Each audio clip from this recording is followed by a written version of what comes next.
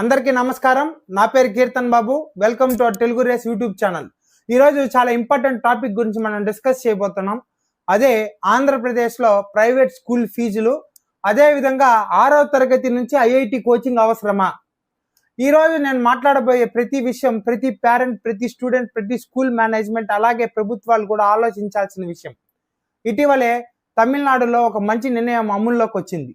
Private schools తమ approved fee స్ట్రక్చర్ని school notice బోర్డుపై అలాగే తమ వెబ్సైట్లో కూడా డిస్ప్లే చేయాలని ప్రభుత్వం ఆదేశించింది.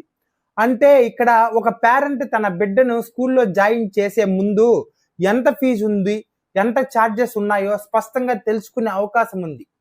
నా వ్యక్తిగతంగా అనిపించేది ఏంటంటే, ఇలాంటి ట్రాన్స్పరెన్సీ ఆంధ్రప్రదేశ్లో కూడా రావాలి.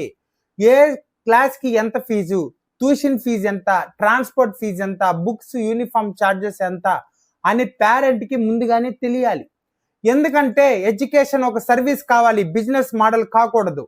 ఇప్పుడు మరొకమైన విషయం ఏంటంటే, ఈ రోజుల్లో చాలా స్కూల్స్ 6వ తరగతి 6th క్లాస్ నుంచే IIT foundation, JEE coaching, integrated programs అనే పేర్లతో ప్రత్యేక కోర్సులు నిర్వహిస్తున్నారు. కానీ నాకు ఒక చిన్న సందేహం, 6వ తరగతి చదివే పిల్లవాడికి నిజంగా ఐఐటి అంటే ఏంటో తెలుసా? ప్రతి చైల్డ్ ఒకేలా ఉండడు. ప్రతి చైల్డ్లో ఒక స్పెషల్ టాలెంట్ ఉంటుంది. కొంతమంది మ్యాథమెటిక్స్, సైన్స్లో బ్రిలియంట్గా ఉండొచ్చు. మరికొందరు ఆర్ట్స్, లిటరేచర్, హిస్టరీ, ఎకనామిక్స్ వంటి సబ్జెక్టులు అద్భుతంగా రణిస్తారు.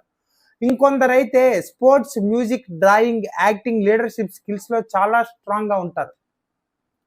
అయితే ఎందుకు ప్రతి స్టూడెంట్ని ఇంజనీర్ అవ్వాలని చెప్పి ఒత్తిడి తెస్తున్నారు?